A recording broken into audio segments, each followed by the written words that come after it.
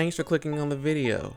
Hit the subscribe button for more weekly content, and hit the notification bell so you won't miss a thing. So now we've reached an interesting arc in our story. Tsunade is now Hokage, and Naruto and Hinata have returned to the village stronger than ever. A certain someone is not going to take that too well. What's good, peeps? What's poppin'? How are you doing? And welcome to part 11 of our ongoing series, What If Hinata Had the Nine-Tailed Fox? These past 10 parts have shown us just how much things would have changed now that Hinata is in possession of the Nine-Tails power. However, as we'll soon see, that will have major consequences. 15 likes will award you guys with part 12. Now let's continue.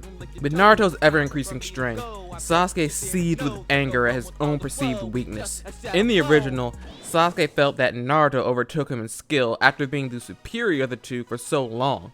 Here it was clear that Naruto was better, at least in Sasuke's mind, ever since the incident with Zabuza and Haku. Pair that with the humiliating defeat by Itachi, and the young Uchiha was furious. The one goal in his life was to kill the one responsible for the genocide of his clan. If he's behind someone like Naruto, there's no way that could happen. The original story had Sasuke challenge his rival to try and prove a point. This time around, Sasuke knew from the bat that this would be pointless. He needed power, and once the Sand 4 arrived promising him just that, he joined them without a second thought. No fight was needed or senseless struggle. Sasuke recognized that he wasn't the best. He tossed away his pride in the pursuit of strength. Story doesn't stray too far from the original at its core, because Hinata having additional power doesn't affect the established personalities of those around her. It does, however, create a domino effect of events that could play on the driving forces of others, i.e. Naruto being stronger further drives Sasuke's quest for power. Continuing on, a retrieval team is again composed of Shikamaru as the squad captain, Kiba, Naruto, Choji, Neji, and of course, Hinata. Shino was recommended again, but since he was unavailable, Hinata volunteered.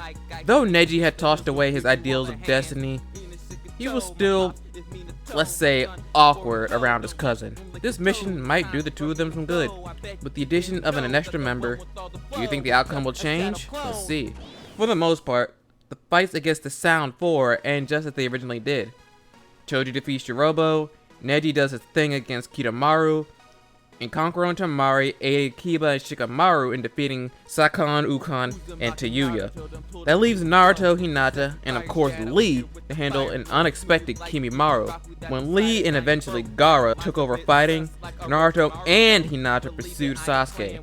This brings us to the climactic battle between the rivals in the Valley of the End. As soon as Naruto and Hinata had caught up to him, the battle began with Sasuke immediately activating his powered-up curse seal. Before, this completely overwhelmed the Orange Ninja, but now the gap in power wasn't so high. The curse mark did elevate Sasuke's strength above Naruto, but not so much that he was completely helpless.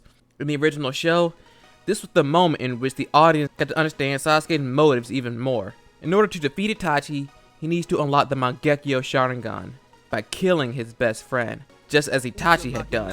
Sasuke here still views Naruto in that same light, but he also sees him as an obstacle he must overcome at any cost. He must be the best to avenge his clan.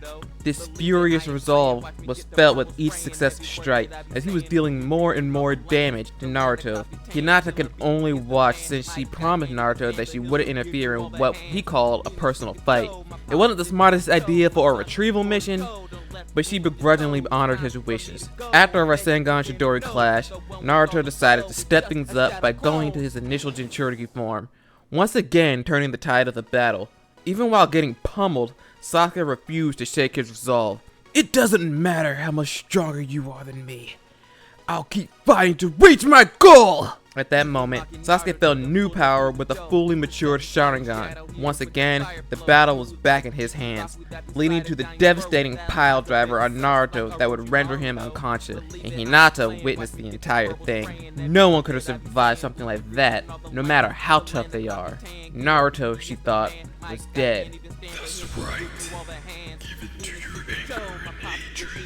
A red, bubbling cloak seeped out from her body and surrounded her.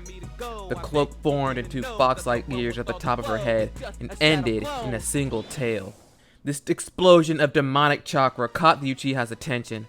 but as soon as he turned his head to see, his body was planted firmly into stone.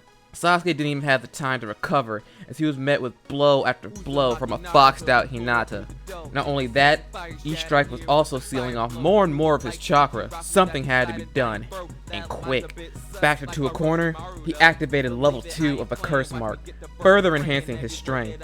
This boost in power was enough for Sasuke to fight on equal ground with Hinata, but for how long? He's still reeling from his fight with Naruto, so Hinata has a clear advantage. He has to end this quickly. Let's find out who's truly superior, the Uchiha or the Hyuga, Sasuke boldly declared before landing a kick on her with blinding speed. Just as she did to him, Hinata was sent flying into the stone. Wasting no time, Sasuke charged up one last Chidori, using the dark energy from the curse mark. Hinata barely managed to free herself before Sasuke launched himself at her. Instinctively, Fire Style!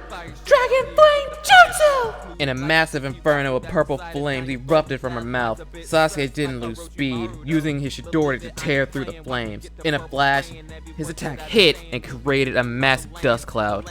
Once it all settled, Sasuke saw that Hinata's body wasn't there, and neither was Naruto's. The chakra was still present, but having exhausted most of his own energy, he opted that it would be best to retreat to the Sound Village. Killing Naruto would have to wait. Back in the hidden spot in the valley, Hinata woke to see Naruto watching over her. Without even thinking, she wrapped her arms around him, crying for joy that he's still alive. It wasn't long before she pulled herself off in embarrassment. How are you still here? I was sure you were dead. He explained that he wasn't completely sure, but like before, he somehow appeared before the Nine Tails. The next thing he knew, he was a lot stronger and looked similar to her. It was this power that allowed him to save her just before Sasuke's attack landed. Hinata was grateful that her life was saved, but like her partner, felt the heavy air of failure that they were unable to recover Sasuke. But right now, all they could do is return with the others to the village. The rest of the arc concludes just as it does in the original, with Jiraiya taking on Naruto, and this time Hinata as well, for 2.5 years to prepare for their encounter with the Akatsuki. That brings this story officially into Shippuden.